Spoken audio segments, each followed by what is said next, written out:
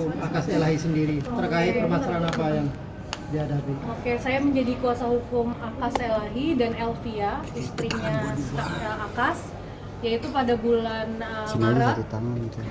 Sebenarnya Akas sendiri sudah menginformasikan ke saya dari awal tahun, namun kan beliau itu dari pernikahan yang di Pakistan dengan Elvia, mereka lanjut umroh, lalu baru balik ke Indonesia. Gitu.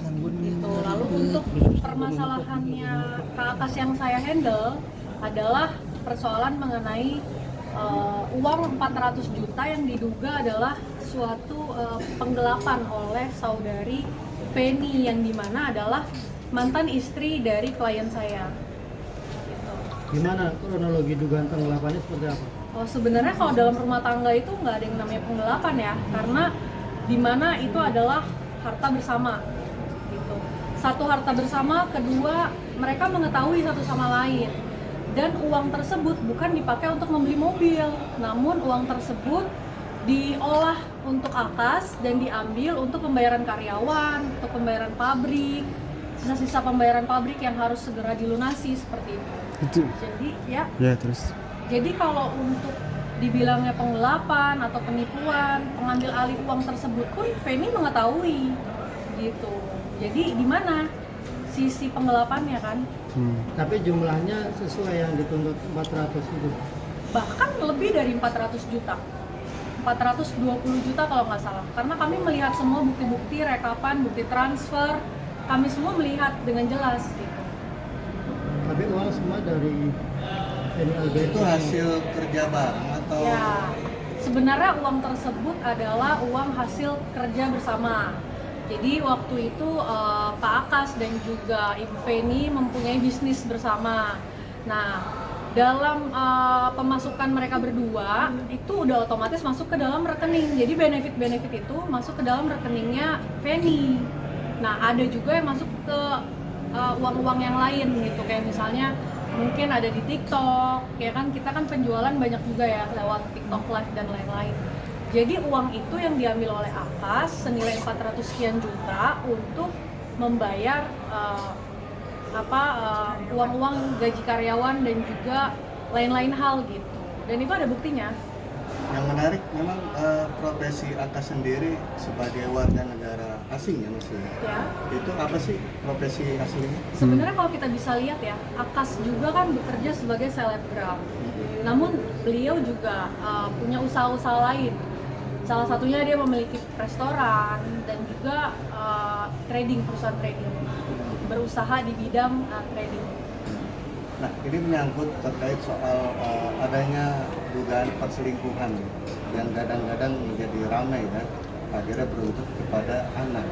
Gimana menanggapinya sebagai kuasa hukum dari? Baik, jadi saya juga sangat menyayangkan ya adanya isu-isu perselingkuhan. Kalaupun itu memang benar adanya, baiknya kan kedua belah pihak ini untuk saling introspeksi diri, untuk bicarakan baik-baik. Setelah bercerai baik-baik karena menikah secara siri, semuanya baik-baik aja. Tapi ketika klien saya Pak Akas sudah menikah dengan yang sekarang yaitu Ibu Elvia, mungkin mantan istrinya mempunyai kubu tersendiri dengan mantan istri yang pertama. Itu yang menjadi dampak nih sekarang, polemik sekarang. Memangnya Akas sendiri sudah memiliki berapa seorang istri sebelum pernikahan dengan Feni? Yang saya tahu ada satu menikah secara hukum yaitu Mbak Emilia, lalu Feni dengan pernikahan siri yang sekarang juga sebenarnya untuk dilakukan di pengadilan itu adalah sidang isbat. Untuk apa? Untuk kepentingan anak, legalitas anak gitu. Jadi memang sidang isbat itu harus dilakukan ketika memang pernikahan siri gitu, bukan untuk lain hal gitu. Tapi terkait sekarang ini yang terkait sidang ini sendiri kan bahwasanya Akas sendiri tidak mengakui kalau itu anaknya. Gimana menanggapi? Sebenarnya untuk statement seperti itu klien saya tidak pernah bicara bahwa itu bukan anaknya.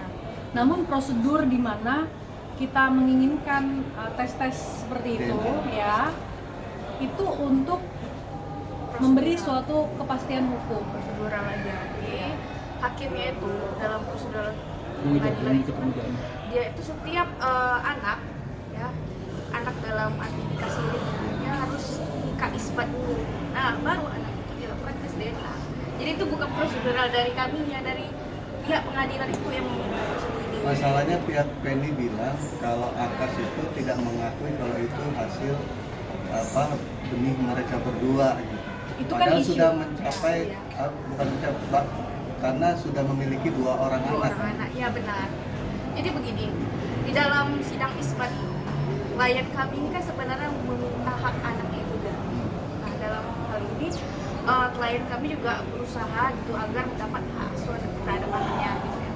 Seperti dengan selalu memberi biaya nafkah ya, kehidupan untuk anak-anaknya. Walaupun sebenarnya klien kami ini dari blok gitu, tidak boleh berkomunikasi dengan anak-anaknya. Gimana menurut para bapak semua ya gitu? Tapi alasan Akas tidak mau mengakui anak versi di sana gimana? Nggak ada itu, nggak ada namanya bekas anak, bekas ini. Untuk menemui anaknya saja, klien kami tuh ditutup-tutupi aksesnya. Tidak bisa dihubungin untuk asistennya Akas sendiri ya, bisa dijelaskan apakah hubungannya itu terbuka by WhatsApp-nya atau memang diblokir. Artinya Ya, sebagai WhatsApp. Ya karena waktu itu Akas sering kasih bulanan buat anak.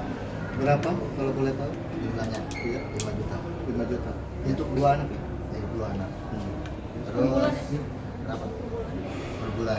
Setiap tanggal 1 pasti Akas transfer itu buat anaknya.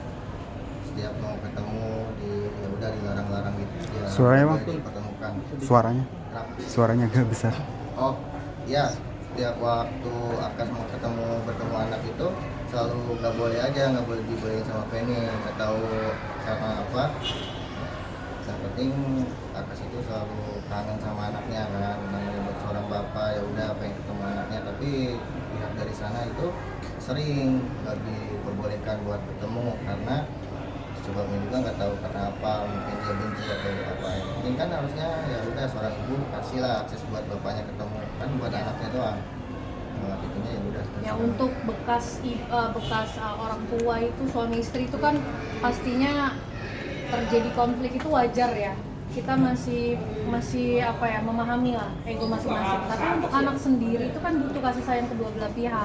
Apalagi ini orang tua. Jadi saya mohon juga untuk pengacaranya Bu Feni untuk tidak memanas-manasi hal-hal yang sepatutnya harusnya kita redam gitu.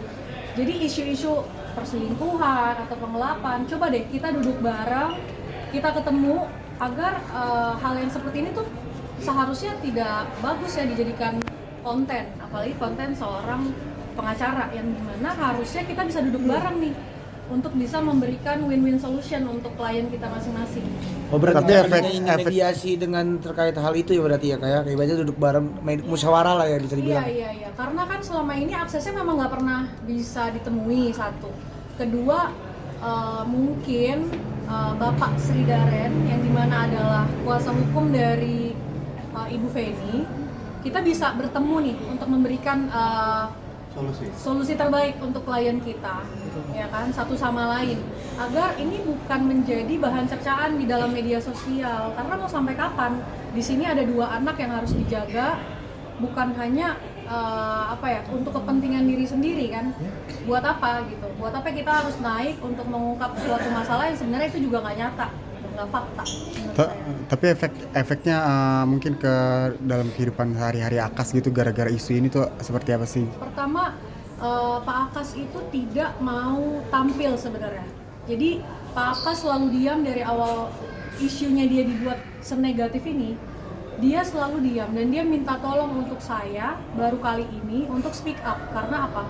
Sudah beberapa macam dampak, apalagi istrinya sekarang kan namanya Ibu Elvia ya, yang dimana Bu Elvia sendiri mempunyai dampak psikologi yang dimana banyak pembulian, dibilang bahwa dibeda-bedakan antara Ibu Feni dan juga Elvia, dibanding-bandingkan cantikan Feni, cantikan Elvia, karena menurut saya semua wanita kan cantik ya, dan tidak perlu masyarakat juga membanding-bandingkan istri pertama, kedua, ketiga, karena ini bukan suatu hal yang seharusnya bisa dibahas dengan baik gitu. Bu Adrina, maaf kalau yang sekarang ini berarti nikah secara resmi atau siri juga? Yang Elvi ya. Resmi. Oh, resmi secara negara. Tapi kenapa sih alasan ibaratnya kuat dari si Aka sendiri untuk menikahi Feni itu secara nikah siri gitu, mungkin ada alasan tersendiri nggak sih? Karena kan istri pertama dan istri ketiga kan sah secara hukum. Jadi kenapa Feni itu tidak nikah siri gitu? Sebenarnya klien kami itu inginnya pernikahannya adalah diresmikan. Namun pada saat itu tidak tahu kenapa pada bulan apa nikah siri waktu itu di Purwakarta ya. Bulan 2 dengan Bu Feni. Bu Feni sendiri yang menginginkan bahwa pernikahan itu dia inginnya siri. Gitu. Jadi bukan klien saya yang menginginkan pernikahan siri. Oke, yang menarik dari pernikahan Akas dengan Mbak Feni terkait soal dokumen-dokumen yang dianggap itu boleh dibilang palsu. Diduga palsu. Diduga. Gimana menanggapinya? Ya sekarang kita buktikan saja secara hukum dokumen apa yang diduga palsu tersebut, sehingga ini kan sebenarnya punya dampak secara hukum ya. Jadi siapa yang berbicara itu adalah diduga palsu, silakan buktikan. Jadi saya ngomong di sini bukan untuk menyerang Bapak pengacara Sri Daren, namun saya ingin memberikan win-win solution. Karena jika Pak Sri Daren memberikan konten terus-menerus setiap hari, Pak Sri Daren mempunyai klien dari Bu Emilia, Bu Feni yang diangkat seakan-akan klien kami itu adalah warga negara asing yang hanya mementingkan kepentingannya untuk menikahi warga Indonesia, itu sebenarnya salah. Gitu, karena itu saya di sini membela klien saya. Nah, terkait juga dokumentasi bahwasanya menghilangkan nama orang tua dari Pak Akas sendiri, gimana waktu kejadian dokumen pernikahan siri itu sendiri dengan Mbak Feni? Karena kan bahwasanya orang tua dari Pak Akas itu seolah-olah sudah meninggal padahal masih hidup. Itu sebenarnya tidak benar. Tidak benar. Kalau kawan-kawan semua nih melihat vlognya ya Mas Erik ya, vlognya antara Bu Feni dengan Pak Akas dulu ketika masih bersama, bahkan orang tua Pak Akas sendiri, Kak Akas sendiri, itu datang ke Indonesia menjenguk cucu-cucunya ya, merawat Feni, bahkan memijit Feni. Maksudnya tidak ada orang tua yang menginginkan anaknya itu bercerai, pasti disayangi. Namun ketika memang sudah ada perpisahan, ya orang tua Pak Akas sendiri juga inginnya baik-baik aja gitu.